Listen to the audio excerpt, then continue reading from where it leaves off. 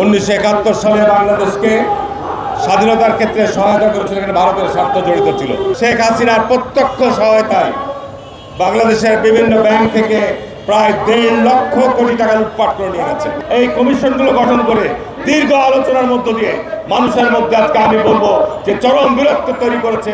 আজকে আলোচনার বিষয়বস্তু হচ্ছে ভারতের কালো থাবা থেকে বাংলাদেশের আগামী জাতীয় সংসদ নির্বাচনকে প্রতিরোধ করতে হবে, রুখতে হবে। প্রিয় সাংবাদিক বন্ধুরা, প্রিয় উপস্থিতি, বাংলাদেশকে যারা আজকে বাংলাদেশকে ভারতকে নতুন করে চিনানোর কোনো অবকাশ রাখে না। 1971 সালে বাংলাদেশকে স্বাধীনতার ক্ষেত্রে সহায়তা করেছিল, এখানে ভারতের স্বার্থ জড়িত ছিল। বান্ডেল থাকলে প্রতি সেনমানিতে টাকা বাঁচবে।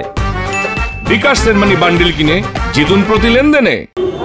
পাকিস্তানকে বিভক্ত করে বাংলাদেশ স্বাধীনের পর বিগত 50-55 বছরে ভারত বাংলাদেশকে কখনোই একটি স্বাধীন সার্বভৌম রাষ্ট্র হিসাবে বাংলাদেশের গণতন্ত্র, বাংলাদেশের অর্থনীতি, বাংলাদেশের রাষ্ট্রনীতিকে সঠিকভাবে তারা গড়ে তুলতে দেয় নাই। বিশেষ করে গত 15 বছরের ইতিহাস যদি আমরা বিশ্লেষণ করি, বাংলাদেশে যারা দুশ্মন, বাংলাদেশে যারা গণহত্যা চালিয়েছে, বাংলাদেশে যারা সম্পদ লুটপাট করেছে, বাংলাদেশের এদেশের মানুষকে যারা গুম করেছে, বিচারবহির্ভূত হত্যাকাণ্ড ঘটিয়েছে, তারা আজকে সব ভারতীয় আশ্রয় গ্রহণ করেছে। এবং বাংলাদেশকে অস্থিতিশীল করার জন্যে, আগামী জাতীয় নির্বাচনকে ভণ্ডুল করার জন্যে ব্যাপক ষড়যন্ত্র চক্রান্ত হচ্ছে। গতকালকে একটা সংবাদ পেলাম, এস আলম গ্রুপ বাংলাদেশে শেখ হাসিনার প্রত্যক্ষ সহায়তায় বাংলাদেশের বিভিন্ন ব্যাংক থেকে প্রায় 1.5 লক্ষ কোটি টাকা লুটপাট করে নিয়ে গেছে। 1-2 কোটি টাকা নয়, 1.5 লক্ষ কোটি টাকা। এবং এই টাকা আজকে বাংলাদেশে একটা অস্তিত্বতা সৃষ্টির জন্য ষড়যন্ত্র এবং চক্রান্তে লিপ্ত রয়েছে। প্রিয় উপস্থিতি, প্রিয় সাংবাদিক বন্ধুরা, বাংলাদেশের স্বাধীনতার সার্বভৌমত্বের ব্যাপারে বিএনপি আপোষহীন। বিএনপি প্রতিষ্ঠাতা শহীদ রাষ্ট্রপতি জিয়া রহমান যে দর্শন, যে জাতীয়তাবাদী রাজনীতির জন্ম দিয়ে গেছে, আমি মনে করি যে আজকে সময় এসেছে জাতীয়তাবাদী দলের পাশে আজকে বাংলাদেশের মানুষকে দাঁড়ানো।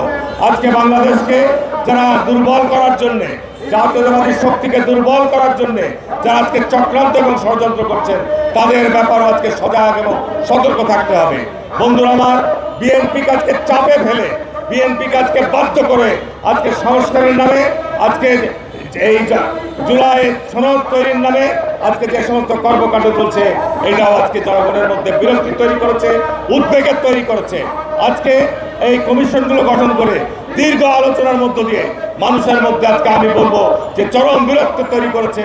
আমরা জনগণ চাই একটি অবাধ, সুষ্ঠু, নিরপেক্ষ নির্বাচনের মধ্য দিয়ে, যত দ্রুত সম্ভব একটি অবাধ, সুষ্ঠু, নিরপেক্ষ নির্বাচনের মধ্য দিয়ে একটি সংসদ গঠিত হোক, সরকার গঠিত হোক।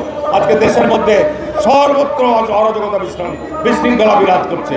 কিন্তু আজকে আমরা লক্ষ্য করছি যে আজকে পরিকল্পিতভাবে আজকে জাতীয় নির্বাচনকে বিঘ্নিত করা, পিছিয়ে দেওয়ার যে ষড়যন্ত্র চলছে, এটির ব্যাপারে দেশবাসীকে সজাগ এবং সতর্ক থাকতে হবে।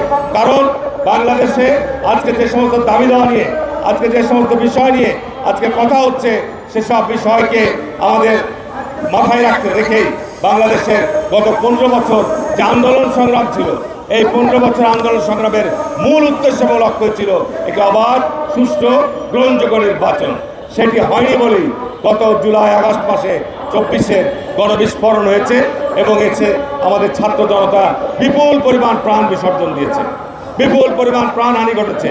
আজকে এই বর্তমান অন্তর্বর্তীকালীন সরকারকে আমরা অনুরোধ করব যে আর আলোচনা বৃদ্ধি করিয়েন না, আর আলোচনা না করে যে অঙ্গীকার করেছেন, যে ওয়াদা করেছেন যে ফেব্রুয়ারির মধ্যে বাংলাদেশের নির্বাচন অনুষ্ঠিত হবে, নির্বাচন অনুষ্ঠানের মধ্য দিয়ে একটি অবাধ, সুষ্ঠু, গ্রহণযোগ্য নির্বাচনের মধ্য দিয়ে নির্বাচিত সরকারের কাছে ক্ষমতা হস্তান্তর করবে।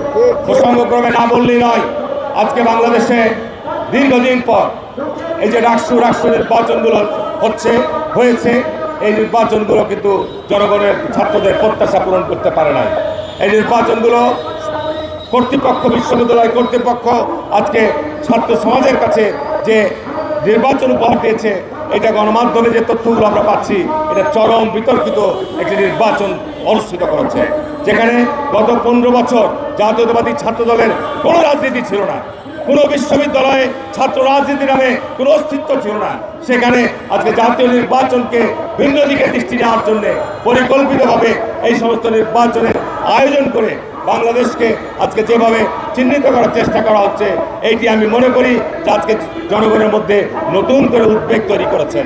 আমরা বলবো যে আজকে বাংলাদেশকে যদি সত্যিকার অর্থেই স্বাধীন সার্বভৌম রাখতে হয়, বাংলাদেশকে যদি ভারতীয় করাল গ্রাস থেকে রক্ষা করতে হয়, তাহলে জাতীয়তাবাদী শক্তির কোনো বিকল্প নাই।